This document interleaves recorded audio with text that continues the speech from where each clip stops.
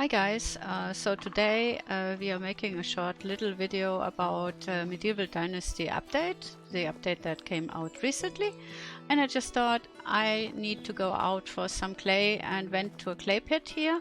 Then it came into my mind that I should also tell you guys that if you are starting out with a village in the very beginning, it can be very helpful to check on those clay pits because they sometimes get a shovel sticking in the dirt, so that might help you. Two clay pits are close by that hunter that you were going to visit for a quest from your village nearby. The one that you go at the very first village, you kind of go for the very first quest there,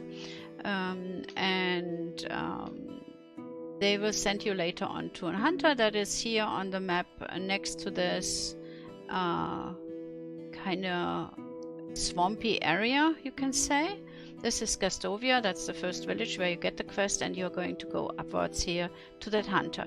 And behind the hunter's house is a very nice visible clay pit. That are those brown spots on the map. If you see those, you know you have a clay pit. And there's a second one up here above that swampy area. Just be careful because in this area are boars that can attack you, and in this area here are wolves, so be careful if you go there. Another thing that came into my mind is that I said that the new cat might be aggressive. That's not true. I found out that they are pretty peaceful. If you ride by them, they won't come and attack you. Also, if you walk by, they rather run away, it seems.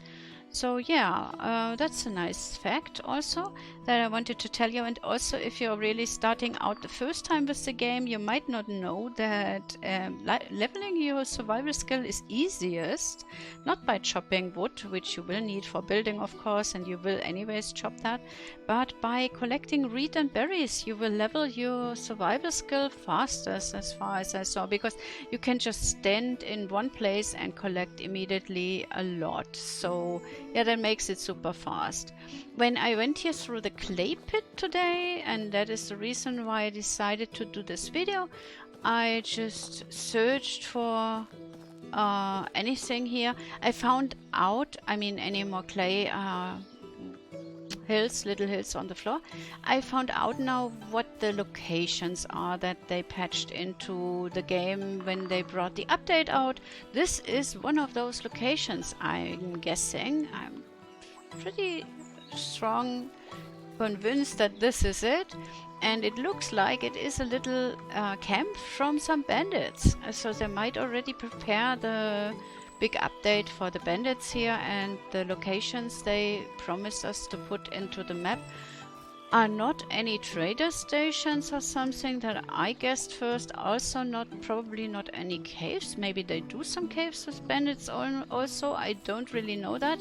But yeah, finally I found out that those spots here with sleeping bags and fireplaces are probably the reason why they said they added a few locations to the map. So not so easy to spot those, but maybe interesting for you guys to know that they are already that close to bringing in the bandits. Yeah, I think the roadmap is kind of done when they added those to the game. At least as far as I did read, it was the last point on the roadmap, so I can only hope that they still take care of a few decorations as they promised, and of some animations for the villagers that you still need to kind of have the feeling that the map is, yeah, a real life map that makes it just more realistic. If the people would drink and laugh in the tavern, and the children would also laugh and play on the street. So yeah, that was one of the things I wanted to show you, because I think it's interesting to know what the update was about, and I do believe that was pretty much most that I did already show you pretty much most of it. And Other than that, they, of course, if you didn't hear it yet, they did change the flirt mechanics so that you now have to bring your loved person that you would adore and want to marry. You have to bring the lady some gifts, and those are at the special exotic traders. So yeah, that is very important now, and you can now also have some different talks to the NPCs. They will answer more questions to you. They will show you quests that are around on the map by telling you that this or that village would have a task for you.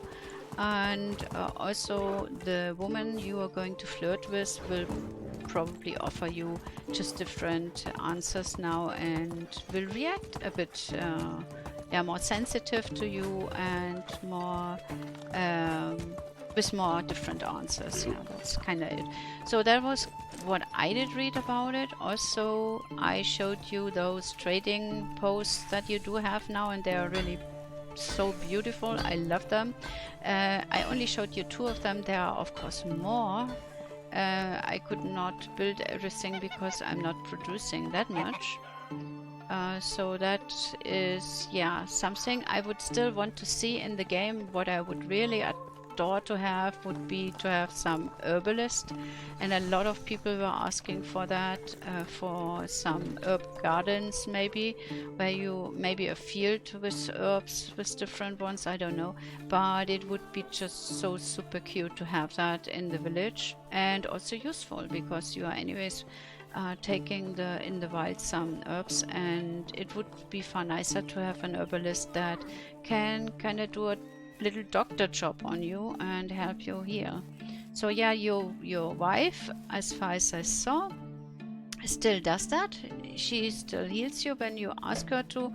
It seems so to me, at least, because I tried today to talk to her. The question, could you please heal me, or could you help me with something, and could you heal me, is not existent anymore. It was removed from the game, but it seems she automatically still does that if you are hurt, and she doesn't do it completely as far as I saw, but a bit, tiny bit.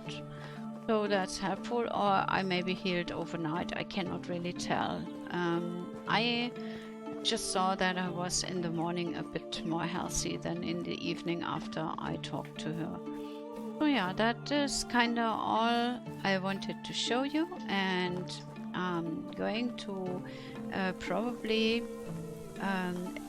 just cut the video here and go on next time when I see anything that I could still tell you about the game. Makes just more sense than going on now and talking stupid stuff, you know. So yeah, we'll see you then after the cut.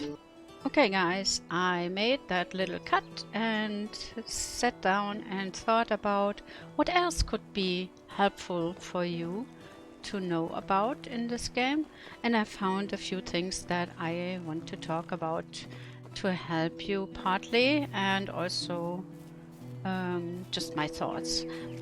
This is one of it. The fisher nets. They are in the beginning really expensive for you, because I think it was linen thread that you needed for that, and in the very beginning you don't have any of that. So as soon as you can craft them, you will probably not have much of that thread, and I would recommend, if you want to have it as a decorative, just leave them. Let them be. Don't take the fish out of the nets, because they will degrade by themselves without getting used from you. I just dropped those here. I never did collect any of the fishes, and it's down to 0%, as you can see. So yeah, I would, if you want to have it as a decorative item, then just don't touch it anymore after you drop them. Leave the fish in there. Your fishers, as soon as you can build that fishing hut, and I think that's far before you can do the nets, then you will have plenty of fish anyway, so you will not need that. Also, I do really hope that the developers will make it possible to drop here, maybe next to the tavern anywhere, a little well, or just include it with the tavern, maybe the highest level tavern, that the workers will be able to get their own water, because I'm constantly just going for buckets, for water buckets for the guys, because they are in the highest tavern. I can show you that if you don't have that yet. They can bake also. Oh, all the people are coming out right now.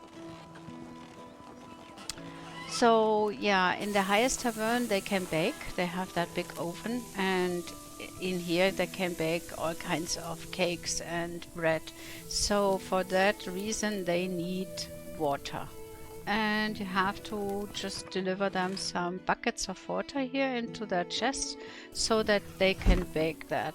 They will take their own flour from your storage, from your food storage, and the berries or whatever fruit you got to, for example, bake a cake. Also, you will need eggs if you want to have that in possibility to bake cakes. Otherwise, you can bake some bread with, I think there's a bread that is done without the eggs. Okay, so that was one of the things I wanted to tell you. Also, when you're starting out with the game, if you're a real beginner, there are 2 hints that I wanted to give you that might maybe help the ones that are really picky with how they want their village to look like. I'm one of those, to be honest, but my village is pretty chaotic. Some people would like to build the fields as in the same angle as the houses and storages and everything. You got all the buildings, you know.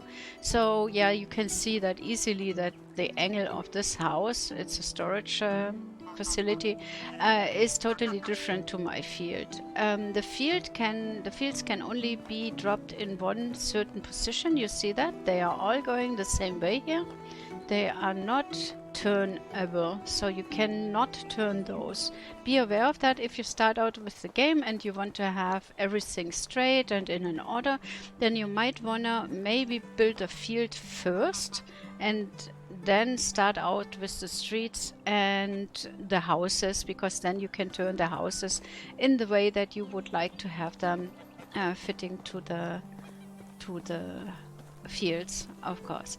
So yeah, if you don't mind it, if you have a separated area with fields, then I wouldn't mind it at all, and it does not really need to be turned. Also, a few people do recommend in the beginning that you should just go over the map a bit and maybe build nearby a village. I did the same, by the way, because I think it's always better to build nearby the village, because you have to go a lot for selling there. But still, you might want to choose a different place than I did. So if you really want to do this, the best way to do that is to start a complete new game. You would go to the main menu here. Here is the main menu, and then you would start out a new game, and there you have the possibility to change the settings of the game. Then you would put everything to kind of easiest setting, like no enemies, no stamina needed, no hunger, no food needed, and so on, so that you have kind of God mode. And then you could start that game and go over the map and just explore the map with that game, and later delete it, just remove it again. This is just for you to see where you would like to have your village. You just go out by foot and start going over the whole map. Then you will also see whereabouts the wagons are that you can loot all the time during the seasons. They change also, it seems. I mean, the spots change, and sometimes they appear, sometimes they are not there. But still, you will get an idea about where to find those wagons, and it might help you too. So I would recommend doing this. The next thing people do often recommend is to build a storage nearby the mine. The mine is really a special thing. You need to know certain things. First of all, you really don't need to build a storage near the mine. Maybe in former days it was useful. I don't think so, and I don't even think that it was that it is now useful to place it there. The reason is your people that go to the mine that you have hired in a village will just on the way already gather resources. They will deliver those directly to your resource storage in the village, and you don't need them to bring it home. The only reason to build a storage next to the mine would be when you yourself want to go mining and you don't want to use the last day in the season to be teleported with the resources home, with the resources in your pocket, kind of totally encumbered home. Then you could, of course, build a storage resource near the mine and kind of go in and out all the time with a few copper probably, and other materials like salt that you can gather in the beginning in the mine. Iron will not be available as long as you didn't really build the mine building, and the mine building you can only get by gathering the resources like stone and salt and copper and whatever you find in the mine, or also outside, because those storm formations out here, they also give you some materials. Not all of them, but there are quite a few that you can chop down. So for the very start, it's probably useful, as I said, to mine some of that and either do that on the last day of a season that you can teleport home, or really put a storage right next here, for example. Here would be a good place that's flat enough where you could put a resource storage building. But I seriously didn't do that ever, and it worked out fine for me. The next thing, when you're building your village finally, then you might want to also each time save the game when you drop a house, because a house is usually about 10 logs, and if you're not super sure about the angle of the house when you drop it, most of the time you cannot exactly see if it is really correct dropped, and you want to have a certain angle, then you want to hit the save button, that's the F5 button, right before you drop the house. When you have it already turned green and you know you will drop it now, then you hit the save button and drop it afterwards directly, so that you have the position when you load the game back, because then you will know, okay, I have to turn it maybe a bit more to the right, a bit more to the left. When you look it up after you dropped it, you will finally see how it is and if it fits as you wish to have it or not. So that's what I do all the time when I build any house. I always like to have it in kind of the same direction and angle as the other ones, or fitting to the street, that they really are straight to the street at least. So that's a helpful hint. And the only thing that is left now is diplomacy. I wanted to talk about that. The thing is, to me personally, it was one of the traits. One of the traits that was hardest to get and to level. The reason is you only level it by talking to people, gaining their trust, gaining their sympathy, and maybe by some trading. I'm not really 100% sure about the trading, if that works for us too in the beginning. I know it works for the NPCs later on when they are at your own trading stations, that's for sure. And I had the impression it works also for you when you level that trade. So the best way, and that was something it took me forever to figure that out, is really to go to all the NPCs and gain their sympathy. And it doesn't matter then if that is someone that you want to hire for your village or not. It's also good if you just go to normal villagers that are around the villages next to your village, maybe nearby somewhere, and just talk to all of those each day a bit and try to get positive points, positive sympathy. So if they like you and like your questions, then they will always react positive and the sympathy will raise, and you will see that. just when you press Alt on them, you automatically see already the stats here from the people, for example, and you can also recognize in the talking window if they liked your answer or not. It can be helpful to save before you talk to them, so that you can just kind of reload it the moment you fail. That would be something I would probably do because I'm a lazy button. So yeah, I hope you had a bit fun time with me again, and maybe it helped you also to know now what the locations are about that they announced at the update, and I see you then next time. Bye bye!